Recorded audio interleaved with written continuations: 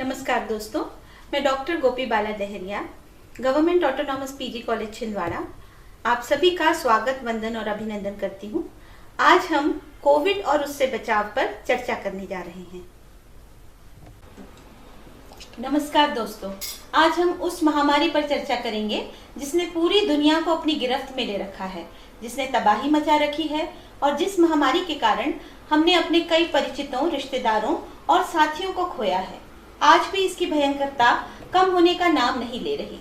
वक्त है कि हम अच्छे से जानें, समझें और इससे बचने के उपायों को आत्मसात करें। और यदि हम रोगग्रस्त हो जाते हैं तो हमें क्या करना है और क्या नहीं करना है। जिले के उच्च शिक्षा विभाग का प्रतिनिधित्व करते हुए शासकीय स्वशासी स्नातकोत्तर महाविद्यालय के प्राध्यापक संघ ने अपने साथियों, विद्यार्थियों और पूरे समाज को इस संकट से जूझने और उबरने के लिए एक मुहिम छेड़ रखी है। इसी के अंतर्गत आज की परिचर्चा में हम इस महामारी पर चर्चा करने जा रहे हैं। आज हमने आमंत्रित किया है जिले के जाने माने वरिष्ठ चिकित्सक डॉक्टर केसी जैन साहब को। डॉक्टर साहब एक लंबे समय से जिला चिकित्सालय के ईएनटी विभाग के विभागाध्यक्ष के रूप में अपनी सेवाएं दे रहे थे। सेवानिवृत्ति के उपरांत भी वर्तमान में स्वास्थ्य सेवाओं के लिए वे निरंतर सक्रिय हैं। आज हम डॉक्टर साहब से वे सभी जरूरी बातें करेंगे जिन्हें जानना, समझना हम सबके लिए बहुत जरूरी है। कोविड के बारे में मीडिया में इतना कुछ बताया जा चुका है कि कई बार विरोधाभास की स्थिति भी बन जाती है। इनसे बचने के उद्देश्य से हम डॉक्टर साहब से बिल्कुल सरल तरीके से क्रम से जानना चाहेंगे। मेरा सबसे पहला स्वाभाविक प्रश्न डॉक्टर साहब से ये है कि कोविड-19 क्या है? नमस्कार। कोविड-19 एक वायरस जनित बीमारी है और कोविड का फुल फॉर्म जो है कोरोना वायरस डिसीज 19। कोरोना माने CO stand for corona, PI stand for virus और D for disease, corona virus disease 19। ये 2019 में दिसंबर में इसको सबसे पहले इसके लक्षण देखे गए थे, तो इसलिए इसको कोविड-19 नाम से जाना जाता है। वास्तव में इसकी संक्रामकता ही इसके घातक होने का सबसे प्रमुख कारक है। यह जानना सबसे ज्यादा जरूरी है कि ये किस तरह से फैलता है। ये ड्रॉपलेट इन्फेक्शन से फैलता है।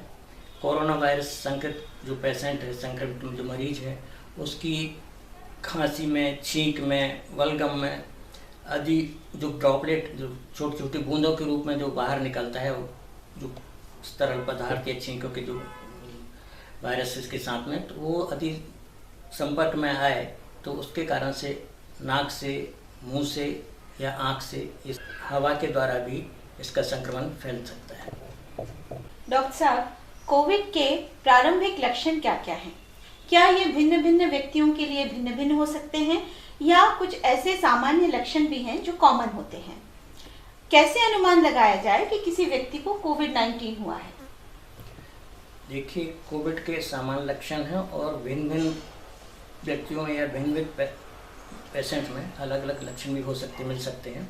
सबसे मुख्य जो लक्षण हैं वो है खांसी, सर्दी, बुखार, सांस लेने में तकलीफ, सीने में जकड़न, दस्त होना, जी मचलाना और नाक बंद होना या नाक बहना या भूख की कमी या थकान, सिर दर्द, इस प्रकार के लक्षण कोविड के हो सकते हैं। डॉक्टर साहब, हमें ये बताइए कि इन्फेक्शन होने के बाद कितने समय के बाद ये लक्षण दिखाई देने शुरू होते हैं?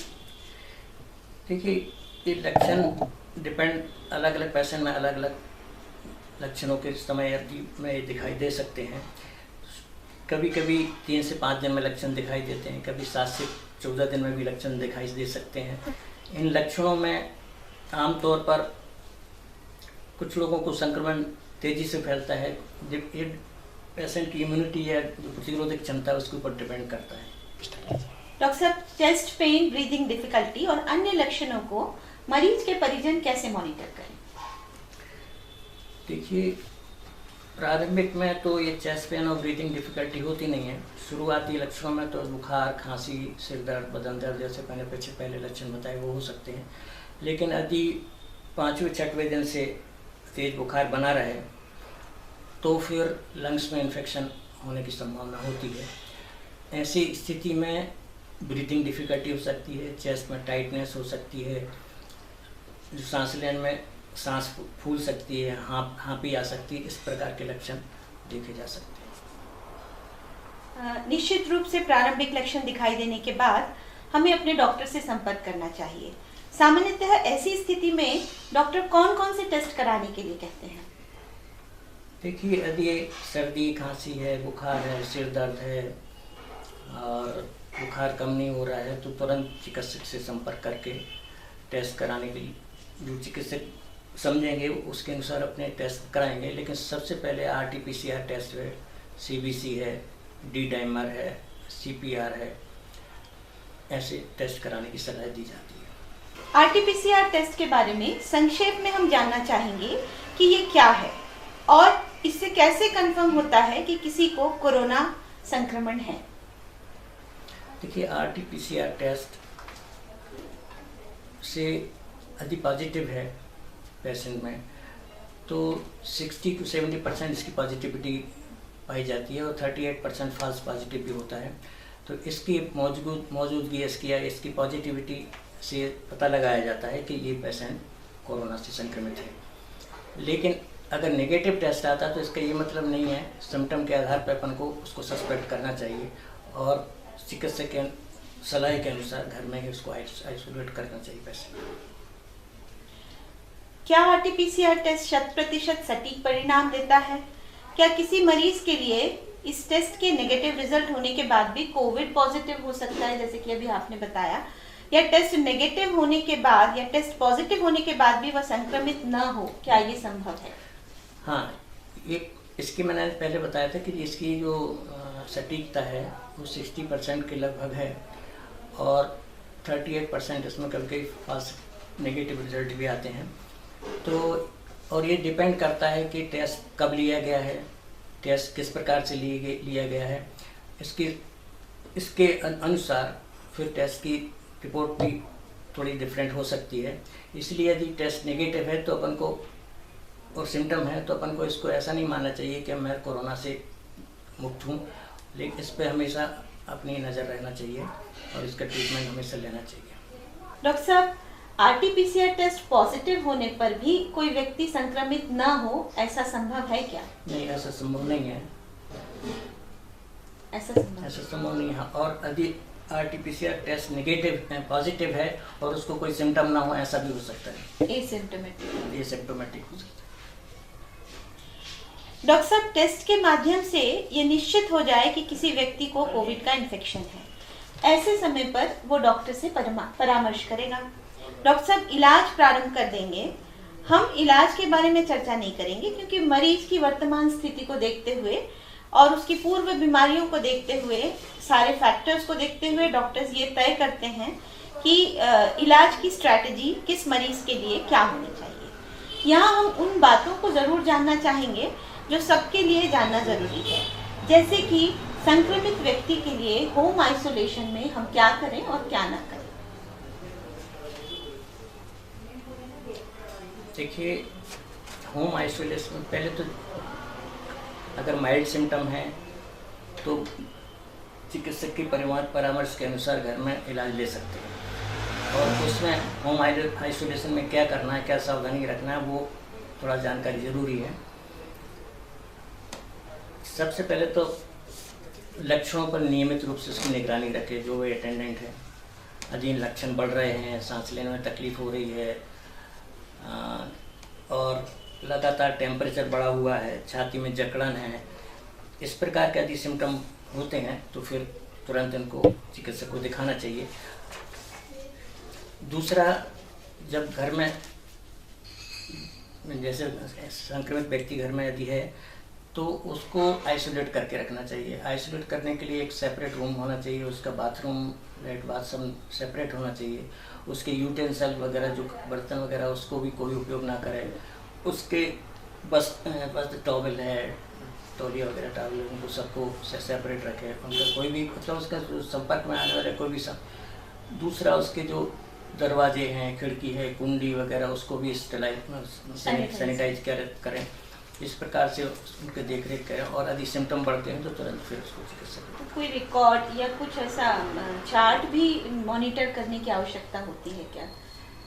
टेम्परेचर, देखिए टेम्परेचर मॉनिटर करना है, उसकी ब्रीदिंग, जो सांस लेने की जो रेट है उसको भी देखना है। यदि जो सांस लेने में हाँफ रहा है या डिफ़िकल्टीज ब्रीदिंग में हो रही तो उसको फिर तुरंत, हाँ, उसको पल्स ऑक्सीमीटर वगैरह भी रखना चाहिए। तो उसको अगर ऑक्सीजन कमी हो रही तो फिर उसको तुरंत संपर्क करना चाहिए। डॉक्टर साहब, पल्स ऑक्सीमीटर में SpO2 लेवल कितना होना चाहिए? देखिए पल्स ऑक्सीमीटर में 95 से ऊपर ऑक्सीजन का सेचुरेशन होना चाहिए SpO2, और यदि 94, 93 से कम आ रहा है तो फिर तुरंत चिकित्सक से संपर्क करना चाहिए। दूसरा, कुछ बातें और मैं ऐड करना, जब ये आइसोलेट रहता है पेशेंट तो इसकी खुराक जो कैसी होनी चाहिए, खान पान कैसा होना चाहिए। तो एक तो लिक्विड डाइट ज़्यादा होना चाहिए, फल, जूस, सब्जी, सलाद वगैरह इसको अधिक मात्रा में लेना चाहिए। दूसरा, ये मास्क का प्रयोग, जब भी बाहर जाए या बाहर संपर्क हो तो तुरंत मास्क का प्रयोग करना चाहिए, और मास्क को हमेशा बंद करके रखना चाहिए नाक के नीचे, ना कि कभी देखा हुआ कि मुंह पे लगा हुआ मास्क कभी यहाँ तक लटका हुआ है, तो वो प्रॉपर मास्क का यूज़ करना जरूरी है। डॉक्टर साहब, ये भी बताएं कि घरेलू उपचार के रूप में क्या क्या किया जा सकता है, और कौन सा ऐसा उपचार है जो घर में हमें बिल्कुल नहीं करना है? देखिए घर में जो उपचार है वो सबसे पहले तो पेशेंट को घर में ही रहना है, बाहर निकलना नहीं है। सबसे मेन चीज़ तो ये है, उसके हाथों की सफाई अच्छे से होना चाहिए, हाथ बार बार धोना चाहिए, 20 सेकंड तक हाथ धोना चाहिए, और ये पोर जो रहते हैं ना हाथ के, इसको अच्छे से क्लीन करना चाहिए। सैनिटाइजर का उपयोग करना चाहिए। मुँह ढककर खांसे, जब भी खांसें चीखें तो मुंह पर रुमाल या वो रख के खांसना चाहिए। ये सब चीज़ों का ध्यान रखना चाहिए। और उसके संपर्क में जो केयर टेकर है, जो जिसके संपर्क में जो भी वस्तुएं आती हैं, जो यूटेंसिल्स वगैरह आते हैं, उसको प्रॉपर स्टरलाइज या वॉशिंग करना चाहिए। और क्या ना करना चाहिए, आपने वही पूछा ना किसी का क्या नहीं करना चाहिए। तो एक तो पहले सबसे ज़्यादा घबराने की कोई आवश्यकता नहीं है, सबसे अपना मानसिक संतुलन बना के रखना चाहिए। दूसरा, बाहर तो जाने की आवश्यकता है नहीं, तो सार्वजनिक जो परिवहन वगैरह है वो उसका भी उपयोग नहीं करना चाहिए। दूसरों से हाथ नहीं मिलाएं, गले नहीं मिलें, आँख मुंह को हाथ से बार बार नहीं छुएं, खाना बिना हाथ धोए उसको ना छुएं, तौलिया शेयर ना करें, ये तो लिख दिया है, बता ही दिया है। 3-4 मास्क का भी उपयोग करने का है। और मरीजों से जो निकलने वाली सबसे इम्पॉर्टेंट बात जो है, मरीजों से निकलने वाले जो स्त्राव हैं, जो तरल पदार्थ रहते हैं, उनका प्रॉपर डिस्पोजल करना चाहिए। वो बहुत इंपॉर्टेंट है। वो इन्फेक्टेड मटेरियल रहते हैं और उससे ही लोगों को इन्फेक्शन के ज़्यादा खतरे रहते हैं। डॉक्टर साहब, जो मरीज की देखभाल कर रहा व्यक्ति है या जो केयर टेकर है, उसको यदि कोई परेशानी होती है तो उसे कैसे मॉनिटर किया जाए? देखिए जो केयर टेकर है तो वो सबसे ज़्यादा ससेप्टेबल रहता है इन्फेक्शन के लिए। तो ऐसे पेशेंट को यदि बुखार आता है, सिर दर्द होता है, बदन दर्द होता है, सांस लेने में तकलीफ होती है, और गंध में कोई कमी आती है, स्वाद में कोई कमी आती है, तो ऐसे लोगों को फिर तुरंत चिकित्सक से संपर्क करना चाहिए, क्योंकि उनको भी संभावना है कि कहीं इन्फेक्शन तो नहीं होगा। तो क्या सर कोई प्रिकॉशनरी मेडिसिन भी ऐसी है जो केयर टेकर ले सकता है? प्रिकॉशनरी मेडिसिन तो नहीं है, लेकिन खान पान का थोड़ा ध्यान रखना चाहिए जी। कैसे रखना है, बहुत पोषक तत्वों से भरपूर भोजन करना चाहिए। इसमें प्रोटीन हो, कार्बोहाइड्रेट हो, फैट की सही मात्रा हो, मिल्क प्रोडक्ट्स हो, इम्यूनिटी बूस्टर आयुर्वेदिक दवाइयाँ जैसे तुलसी है, दालचीनी है, काली मिर्च है, सौंठ है, मुनक्का है, इनका प्रयोग या काढ़े में या वैसे भी कर सकते हैं। दूसरा, गुनगुना पानी काफ़ी मात्रा में पीना चाहिए। शरीर में पानी की कमी हो, कम से कम 2 लीटर पानी प्रतिदिन पेशेंट को भी और अटेंडेंट को भी, जो घर के लोगों को भी इसको ध्यान रखना चाहिए। भोजन छोटी मात्रा में 5-6 बार लें, बड़ी कम मात्रा में लें, बल्कि 5-6 बार लें। और इसके अलावा कुछ ड्राई फ्रूट हैं, अखरोट है, बादाम है, इस टाइप के जो इम्यूनी बूस्टर वो हैं अलसी, स्पेशली अलसी का भी बहुत रोल है एंटीऑक्सीडेंट के रूप में, तो उसको भी आप ले सकते हैं। डिब्बा बंद फूड है, जंक फूड है, ये बिल्कुल नहीं, बिल्कुल अवॉइड करना चाहिए। सर, कोविड और निमोनिया में क्या समानताएं हैं, इनमें आपस में क्या संबंध है? देखिए, निमोनिया और कोविड जनरली क्या है, लंग का जो इन्फेक्शन है उसको ही निमोनिया बोलते हैं, और कोविड में लंग का इन्फेक्शन होता है, लंग्स में जाके ये सूजन पैदा करता है, उसमें फ्लूइड इकट्ठी करता है, फ्लूइड इकट्ठा हो जाता है, जिसके कारण की सांस लेने में तकलीफ होने लगती है। तो ये निमोनिया वायरल ही निमोनिया है, ये निमोनिया और अलग चीज़ नहीं है कि कोविड अलग है, निमोनिया उसी के कारण वायरल इन्फेक्शन होता है, वायरल निमोनिया बोलते हैं, इसलिए कोविड निमोनिया। डॉक्टर साहब, सोशल मीडिया में हमने ये सुन रखा है कि अर्ली केसेस में स्टेरॉइड से बचना चाहिए। ये बताइए कि स्टेरॉइड थेरेपी क्या है, किस स्थिति में इसका प्रयोग किया जाना चाहिए और कब नहीं करना चाहिए, और क्या इसके कोई साइड इफेक्ट्स भी हैं? देखिए, शुरू में क्या होता है, 5 दिन तक पेशेंट को जो बुखार आता है, नॉर्मली तौर पर इम्यूनिटी ठीक है तो इसको रिकवरी हो जाती है। रिकवरी की अगर इम्यूनिटी ठीक नहीं है, वायरल इन्फेक्शन बहुत तेज तो फिर ये इन्फेक्शन लंग्स में पहुंचता है। ये 6वें दिन से लगभग ऐसा होता है। तो 6वें दिन से यदि सांस लेने में तकलीफ है, जकड़न है या हाँफ हो रही है, डिफ़िकल्टी ब्रीदिंग है, तो ऐसे पेशेंट को अभी कार्टिकोस्टेरॉइड के उपयोग की डॉक्टर लोग सलाह दे रहे हैं। तो शुरुआती में तो इसका नहीं देना है, बाद में यदि ऐसा लगता है कि 5वें 6वें दिन में इसकी इन्फेक्शन लगी तो फिर ये इन्फ्लेमेशन को कम करता है। ये डॉक्टर की सलाह के अनुसार ही इनका सेवन करना चाहिए, अपने मन से इसका सेवन नहीं करना चाहिए, क्योंकि थोड़ा सा ये सुपरविजन में ही ड्रग दी जाती है, तो डॉक्टरों के सुपरविजन में इसको देना चाहिए। जो हाइपरटेंसिव पेशेंट हैं, डायबिटिक पेशेंट हैं, या क्रोनिक डिबिलिटिंग डिसीज है, ऐसे जो क्रोनिक लंबे समय से बीमार व्यक्ति, उन लोगों को थोड़ा काशसली दिया जाता है, इसलिए डॉक्टर की परामर्श के अनुसार ये कार्टिकोस्टेरॉइड का सेवन करना चाहिए। डॉक्टर साहब, प्लाज्मा थेरेपी के बारे में हमें बताइए, इसका प्रयोग कब करना चाहिए और कब नहीं करना चाहिए, और इसके क्या कोई साइड इफेक्ट्स होते हैं? देखिए, प्लाज्मा क्या है पहले ये समझ लें अपन। प्लाज्मा अपना जो रक्त है, ब्लड है, उसमें एक तरल पदार्थ होता है और एक RBC WBC इसके सेल्स रहते हैं वो। तो जो तरल पदार्थ है वो ब्लड में कम से कम लगभग 55 से 60% रहता है, ठीक है। और ये जो प्लाज्मा थेरेपी के बारे में जो आप कह रहे हैं, यदि कोई पेशेंट्स कोरोना से संक्रमित हैं तो उसमें क्या एंटीबॉडी डेवलप हो जाती है। एंटीबॉडी मतलब क्या है कि रोग प्रतिरोधक क्षमता उसमें डेवलप हो जाती है, और इसमें एंटीबॉडी डेवलप हो जाने के साथ फिर अपन उसका प्लाज्मा, जो पेशेंट ठीक हुए हैं उनका प्लाज्मा निकाल के नए मरीजों में जो क्रिटिकल हैं उनको आप लगा सकते हैं, जिससे कि उसमें डायरेक्ट अपन इम्यूनिटी पेशेंट को भेजते हैं, बनी बनाई एंटीबॉडीज उनको पहुँच मिलती है, ठीक है।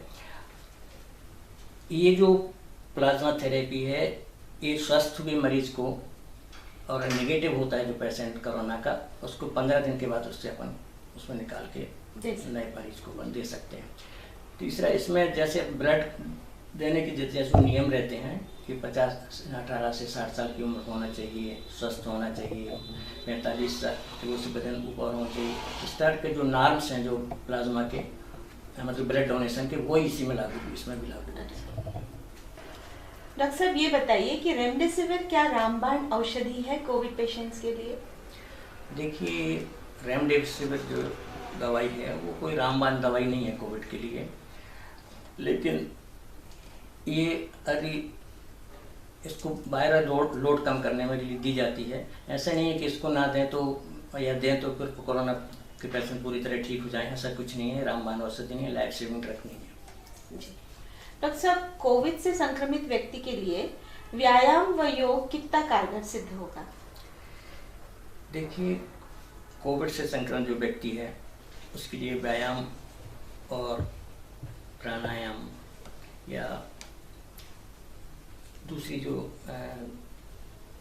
बातें हैं उसके बारे में क्या है कि कम से कम पेशेंट को आधा, जो पेशेंट है उसको कम से कम आधा घंटे तो सीने के बल, पीठ के बल लेटना चाहिए।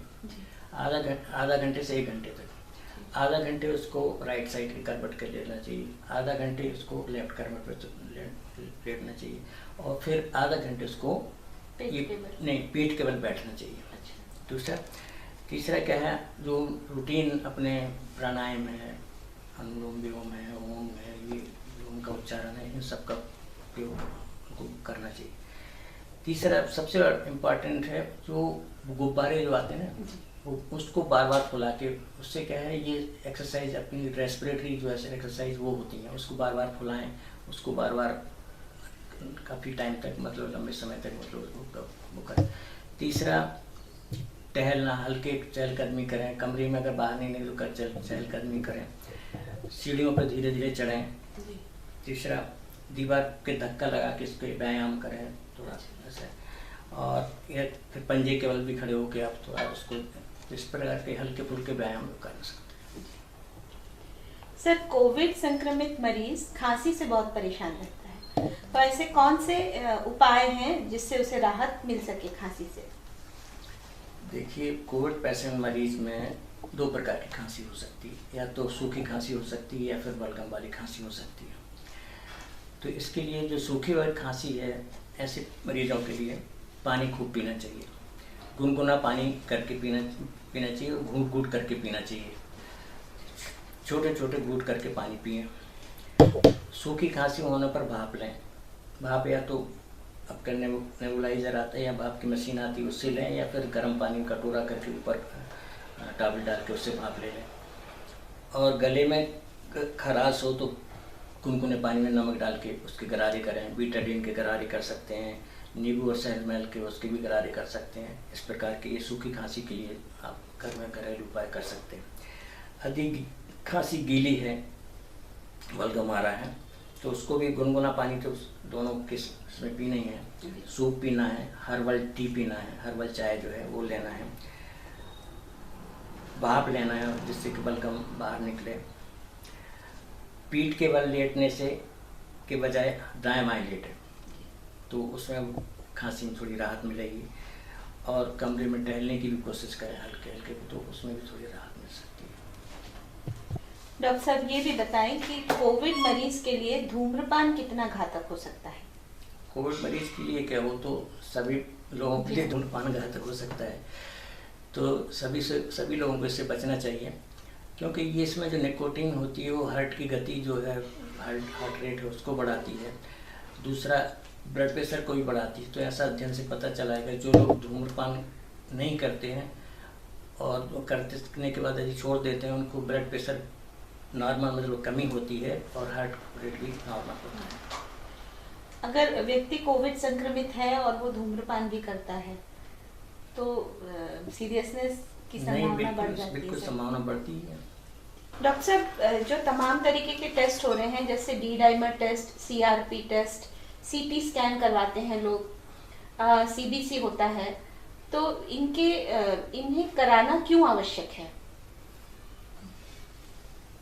देखिए, आपको जैसे मालूम है कि कोविड का कोई पक्का इलाज तो है नहीं, इसलिए ये सब जितने भी हैं, चाहे C रिएक्टिव प्रोटीन हो, CRP हो, या डी डाइमर हो, या CBC हो, ये सारे के सारे इनको बायोमार्कर बोलते हैं शरीर में। उसको अपने को इनको जानने से ऐसा पता लगता है कि इन्फेक्शन कहाँ है, मतलब इन्फेक्शन है तो कितने लेवल का इन्फेक्शन हो रहा है। तो ये एक डायग्नोस्टिक और प्रोग्नोस्टिक के रूप में इसको लेते हैं। वैसे इसके पर ऐसा नहीं कि ये पता है कि कोविड इन्फेक्शन की वजह से हुआ है, लेकिन हाँ, जैसे CRP है या फिर आपका वो डी डाइमर है, इसमें क्या होता है कि जैसे जैसे टिश्यू डैमेज होता है तो वैसे वैसे इसकी वैल्यू बढ़ती जाती है। और यदि रक्त में थक्का जमने, यानी खून के जो थक्का बनता है उसकी यदि प्रक्रिया इन्फेक्शन के कारण हो रही है, तो उससे पता लगता है कि कितना इसका ब्लड में कितना थक्कापन क्लॉट्स हो रहे हैं, तो वो जाके फिर दूसरे कॉम्प्लिकेशन पैदा करते हैं। तो इस टाइप के, इसलिए ये सारे जो टेस्ट इसके लिए कराए जाते हैं। सीटी स्कैन के बारे में ये कई तरह की भ्रांतियां फैली हुई है। ये भी कहा जाता है कि सीटी स्कैन जो है ये खतरनाक होता है, तो क्या ये सही है? हाँ, देखिए सीटी स्कैन से रेडिएशन होता है, तो ये जो रेडिएशन होता है ये बहुत खतरनाक होता है, क्योंकि ऐसा कहा जा भी, डॉक्टर गुलेरिया हैं जो एम्स के डायरेक्टर, उनका स्टेटमेंट आया था कि एक सीटी जो है ना, एक सीटी स्कैन एक बार आप कराएं और 300 से 400 एक्सरे कराएं, उसके बराबर उसका रेडिएशन होता है। तो इससे बाद में जो कैंसर की संभावना होती है, इसलिए इसको अवॉइड करना चाहिए। बहुत ज़्यादा ज़रूरी है, जब चिकित्सक आपको सलाह दें तो कराना चाहिए। डॉक्टर साहब, कोविड के बचाव में वैक्सीन की क्या भूमिका है, और क्या हम ये मान लें कि स्वस्थ व्यक्ति को यदि वैक्सीन लग गई है तो उसे अब दोबारा कोरोना कभी नहीं होगा? देखिए, पहला क्वेश्चन क्या किया आपने? वैक्सीन की भूमिका क्या कोविड के बचाव। तो पहले क्या है, तो ये जो वैक्सीन है, कोई वैक्सीन है, वैक्सीन लगने के बाद में अपने शरीर में एंटीबॉडीज डेवलप होती हैं, और एंटीबॉडी डेवलप होने के बाद क्या होता है कि जब नया इन्फेक्शन होता है तो उससे अपन को लड़ने की क्षमता, अंदर से अंदरूनी क्षमता मिलती है। तो वैक्सीन, जो कोविड वैक्सीन है, इसके 2 डोजेज अभी आए हैं। तो उन दोनों डोज, पहले डोज के लगने के बाद पूरी तरह एंटीबॉडी डेवलप नहीं हो पाती, सेकंड डोज के बाद में फिर पूरी डेवलप होती हैं। तो इसलिए ऐसा नहीं है कि यदि आप कोविड की पहला डोज लिया है और आपको कोरोना से आप बिल्कुल सुरक्षित हो गए, ऐसा ना माने। उसमें बचाव ज़रूरी है, वो जो यूनिवर्सल प्रिकॉशन है, मास्क है, हाथ धोना है, डिस्टेंस मेंटेन करना है, वो पूरा प्रोटोकॉल आपको मेंटेन करना है। और उसके बाद में दूसरी डोज के बाद में फिर इम्यूनिटी पूरी तरह डेवलप होती है, अभी तक जो सामने आया है। और कुछ लोगों को इसके लगने के बाद भी इन्फेक्शन हो रहा है जी। तो इसका मतलब ये है कि उनमें उतने जो इन्फेक्शन हुआ उस समय उनकी एंटीबॉडी डेवलप नहीं हुई है, तो इसलिए उनको इन्फेक्शन की संभावना हो गई है, होती है। अच्छा डॉक्टर साहब, ये भी देखने में आया है कि किसी ने एक वैक्सीन लगा ली और उसके बाद उसे कोरोना हो गया, तो सेकेंड वैक्सीन लगाए या क्या करें? क्या फिर से उसे फर्स्ट वैक्सीन करनी पड़ेगी, उसके बाद फिर 1-1.5 महीने के अंतराल पे उसको सेकेंड वैक्सीन लगवानी है, तब क्या उसको फिर से शुरुआत करनी पड़ेगी? देखिए, कोरोना इन्फेक्शन के बाद एंटीबॉडी डेवलप हो जाती है नेचुरल कोर्स में जी। तो उसको थोड़ा देर रुक के भी अगर वैक्सीन लगवाएगा ना सेकेंड डोज, तो उसमें उसको कोई प्रॉब्लम नहीं आएगी, क्योंकि उसके बाद में थोड़ा उसको नेचुरल एंटीबॉडी डेवलप हो गई है। अच्छा, तो कितना समय रुकना चाहिए? मतलब जैसे कोरोना होने के बाद वैक्सीन कब लगवानी चाहिए? वो 2 से 4 हफ्ते के बाद लगा सकते हैं, 4 से 6 हफ्ते के बाद में लगा सकते हैं, 4 से 6 से। डॉक्टर साहब, पोस्ट कोविड ट्रीटमेंट के बारे में बताइए। इस दौरान हमें क्या करना चाहिए और क्या नहीं करना चाहिए, इसके बारे में कुछ बताइए। देखिए, इन्फेक्शन के बाद में पेशेंट की इम्यूनिटी कमजोर, मतलब उसकी थोड़ा सा शक्ति में भी कमी आती है। तो ऐसे पेशेंट के लिए डाइट का विशेष ध्यान रखना चाहिए। कार्बोहाइड्रेट, प्रोटीन वाली डाइट लेना चाहिए, फल लेना चाहिए, सलाद लेना चाहिए, दूध वगैरह लेना चाहिए, और कुछ ड्राई फ्रूट जैसे अखरोट, बादाम वगैरह हैं, इस टाइप के फ्रूट्स, ड्राई फ्रूट लेना चाहिए। हल्का फुल्का व्यायाम, जैसे पहले बताया, वो व्यायाम कर सकते हैं, टहलना चाहिए, और सारी प्रिकॉशन जो पहले भी ले रहे थे अभी भी लेना चाहिए। डॉक्टर साहब, आपका बहुत बहुत धन्यवाद। आपने अपना कीमती समय निकाल कर पूरे समाज के लिए एक बहुत महत्वपूर्ण बातें हम लोगों के साथ शेयर की।